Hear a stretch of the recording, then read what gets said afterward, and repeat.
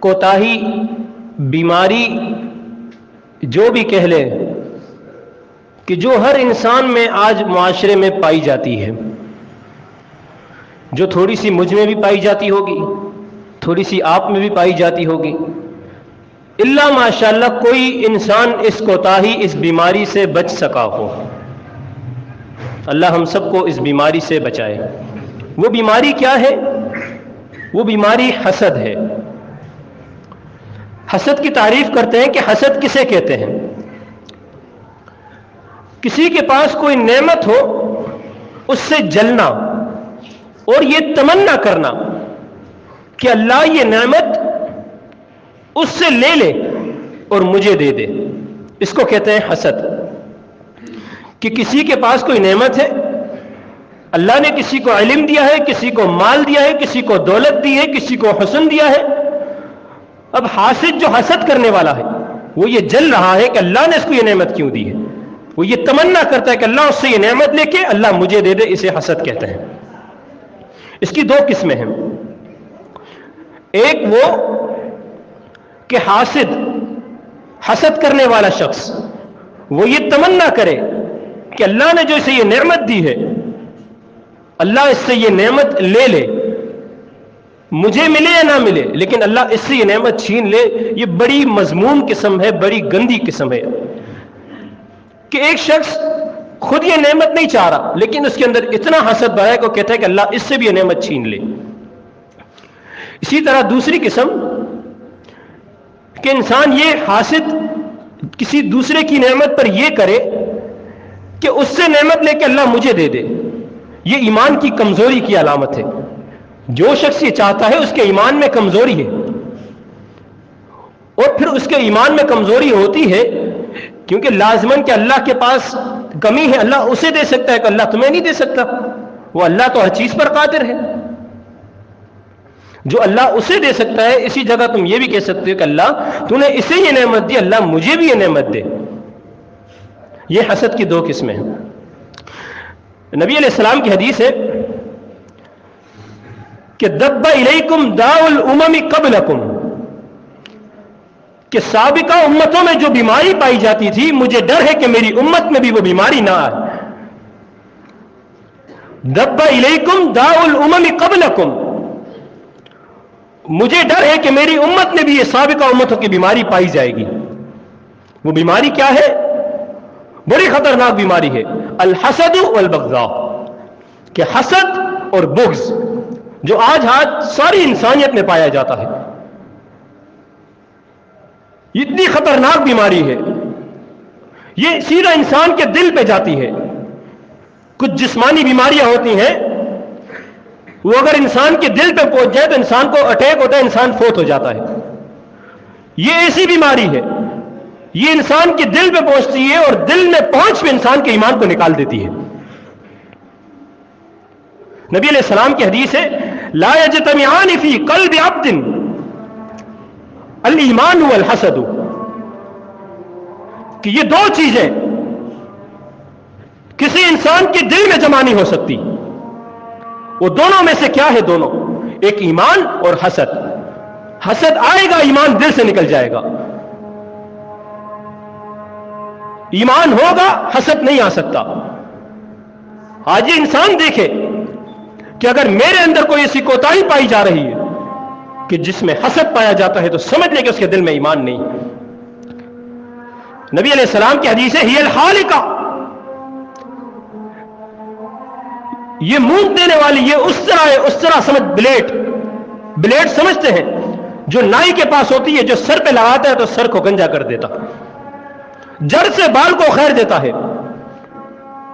نبی علیہ السلام نے فرمایا ہی الحالقہ، یہ اس طرح ہے، یہ بلیڈ ہے۔ لا اقول تحلق الشعر ولكن تحلق الدین، میں یہ نہیں کہتا کہ یہ سر کو مونت ڈالے گی، یہ سر کا صفایا کرے گی، لیکن یہ دین کو مونت ڈالے گی، دین کا صفایا کر دے گی۔ یہ بڑی خطرناک بیماری ہے، یہ اتنی گندی بیماری ہے کہ انسان کے دل سے ایمان کو نکال دیتی ہے۔ جس طرح آپ نے بلیڈ دیکھی ہوگی وہ سر پہ لگاؤ، جہاں بھی لگاؤ وہ بال کا صفایا کر دیتی ہے، جڑ سے اکھاڑ دیتی ہے بالوں کو. یہ بیماری یہ انسان کے ایمان کو بھی جڑ سے اکھاڑ دیتی ہے. آسمان پہ جو سب سے پہلا گناہ ہوا وہ حسد کی بنیاد پر تھا. انہ اول ذنب، سب سے پہلا گناہ جو آسمان پر ہوا جس میں اللہ کی نافرمانی کی گئی وہ حسد کی بنیاد پر تھا. اللہ تعالی نے ابلیس کو فرشتوں کے سمیت آدم علیہ السلام کو سجدے کا حکم دیا. ابلیس نے کیا کہا؟ قرآن میں ذکر ہے قال انا خیر من خلقتنی من نار وخلقته من طین، کہ میں تو اس سے بہتر ہوں، مجھے اللہ نے مٹی سے بنایا، مجھے اللہ نے آگ سے بنایا ہے. آگ بلند ہوتی ہے اور آدم کو اللہ نے مٹی سے بنایا، مٹی تو نیچے پاؤں تلے روندی جاتی ہے، میں آدم کو سجدہ کروں؟ اس نے انکار کر دیا. ساری زندگی کے لیے اللہ نے اسے ملعون کر دیا، وہ ذلیل اور رسوا مردود ہو گیا. اور وہ اپنا ایک مشن لے کے چلا ہے کہ آدم علیہ السلام اور ابن آدم بنی آدم قیامت تک آنے والی نسل کو وہ اسی طرح بہکاتا رہے گا، گمراہ کرتا رہے گا، اپنے نقش قدم پہ چلاتا رہے گا. پھر انسان یہ دیکھے کہ وہ ابلیس کے نقش قدم پہ چل رہا ہے یا کس کے نقش قدم پہ چل رہا ہے. اگر اس کے اندر حسد پایا جا رہا ہے، یہ بغض پایا جا رہا ہے، یہ کینہ پایا جا رہا ہے، تو پھر وہ دیکھ لے کہ ابلیس نے، شیطان نے بھی یہی حرکت کی تھی. اللہ میں اس کو سجدہ کروں؟ اللہ تو نے مجھے آگ سے بنایا، اس کو مٹی سے بنایا ہے، میں اس سے بہتر ہوں. حسد آ گیا کہ میں اس کو سجدہ کیسے کر سکتا ہوں. یہ حسد آیا، وہ حسد ابلیس کو لے ڈوبا. زمین پر جو سب سے پہلا گناہ ہوا، زمین پر جو سب سے پہلا گناہ ہوا وہ بھی حسد کی وجہ سے تھا. فمن الذی اوقع قابیل علی قتل اخیہ حابیل. دو بھائی تھے، پہلے کوئی قربانی کرتا تھا تو اس کی قربانی قبول ہونے کی علامت یہ تھی کہ آگ آسمان سے آتی، اس کی قربانی کو لے جاتی. یہ دو بھائی تھے قابیل اور حابیل، انہوں نے قربانی کی. قابیل کی قربانی کو آگ نے نہیں اٹھایا، حابیل کی قربانی کو آگ اٹھا کے لے گئی. قابیل کو غصہ آیا. وَاتْلُ عَلَيْهِمْ نَبَأَ ابْنَيْ آدَمَ بِالْحَقِّ إِذْ قَرَّبَا قُرْبَانًا فَتُقُبِّلَ مِنْ أَحَدِهِمَا وَلَمْ يُتَقَبَّلْ مِنَ الْآخَرِ قَالَ لَأَقْتُلَنَّكَ قَالَ إِنَّمَا يَتَقَبَّلُ اللَّهُ مِنَ الْمُؤْمِنِينَ. کہ آدم کے دو بیٹوں کا قصہ ان کو پڑھ کے سنائیں کہ جنہوں نے دونوں نے قربانیاں پیش کی، ایک کی قربانی قبول ہوئی، دوسرے کی نہیں ہوئی. قابیل نے کہا میں تجھے قتل کر دوں گا، حابیل نے کہا کہ اللہ نیک اور پرہیزگاروں کی قربانی قبول کرتا ہے. حابیل کی قربانی میں اخلاص تھا، اللہ نے قبول کیا. قابیل کی قربانی میں کمی تھی، اللہ نے قبول نہیں کی. قابیل کو چاہیے تھا اپنی اصلاح کرے، قابیل نے حسد کیا کہ اس کی قربانی اللہ نے قبول کر لی، میری قربانی اللہ نے قبول نہیں کی. قابیل نے حابیل کو قتل کر دیا. یہ زمین پہ سب سے پہلا گناہ جو ہوا، قتل ہوا، وہ حسد کی بنیاد پر تھا. یہ حسد بڑی گندی بیماری ہے، بڑی خطرناک بیماری ہے. یہ دل پہ چلی جائے، ایمان کو نکال دے، پھر انسان کسی کام کا نہیں رہتا. انسان کے دل میں ایمان نہیں، سمجھ لو اس کے اندر روح نہیں. جس طرح جسمانی بیماری انسان کو اٹیک کی طرح اٹھا لیتی ہے، فوت کر دیتی ہے بیماری، اسی طرح یہ روحانی بیماری انسان کے دل میں آ جائے، انسان کے ایمان کو نکال دیتی ہے. اب قیامت تک جتنے بھی قتل ہوں گے ان سب کا گناہ اس قابیل کے ذمہ. اور یہ سب سے زیادہ حسد ہم پلہ جو لوگ ہوتے ہیں ان میں پایا جاتا ہے. ایک ہی گھر میں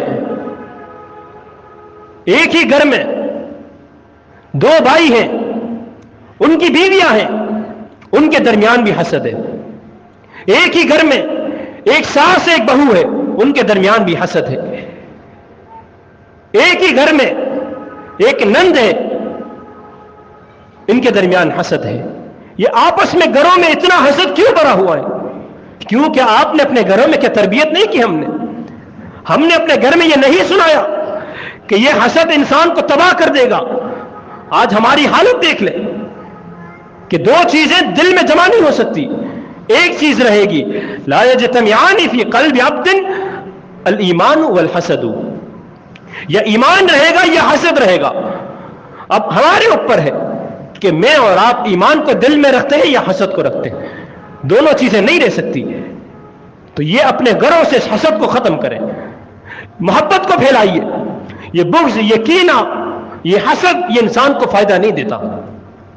حسد کے مقابلے میں رشک جسے کہا جاتا ہے کہ رشک اسے کہتے ہیں کہ ایک چیز اللہ نے کسی کو دی ہے، میں اسے دیکھ کے یہ کہوں کہ اللہ تو نے اسے بھی دی ہے، اللہ یہ نعمت مجھے بھی دے دے. حسد یہ تھا کہ اللہ اس سے لے لے. رشک یہ کہ اللہ تو نے اسے دی، اللہ مجھے بھی دے. اور رشک دو چیزوں میں جائز ہے. نبی علیہ السلام کی حدیث ہے کہ رشک دو چیزوں میں جائز ہے. وہ دو چیزیں کون سی ہیں؟ اللہ نے کسی کو قرآن دیا ہے، قرآن کا علم دیا ہے، اور وہ قرآن پر عمل کرنے والا ہے، تو اس پر رشک کیا جاتا ہے. دوسرا وہ شخص ہے جسے اللہ نے مال دیا ہو، مال و دولت سے نوازا ہو، اور وہ شخص اس مال کو اللہ کی راہ میں خرچ کرنے والا ہو. ان دونوں پر رشک کرنا جائز ہے.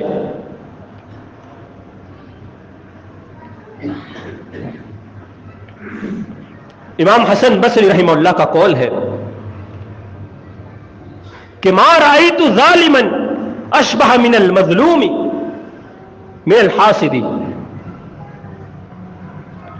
کہ اس شخص سے بڑا ظالم میں نے نہیں دیکھا کہ جس کا چہرہ مظلوموں والا ہوتا ہے. یہ حاسد جو ہوتا ہے نا، حاسد جو حسد کرنے والا ہوتا ہے، یہ ہے ظالم لیکن اس کا چہرہ دیکھے مظلوموں والا ہوگا.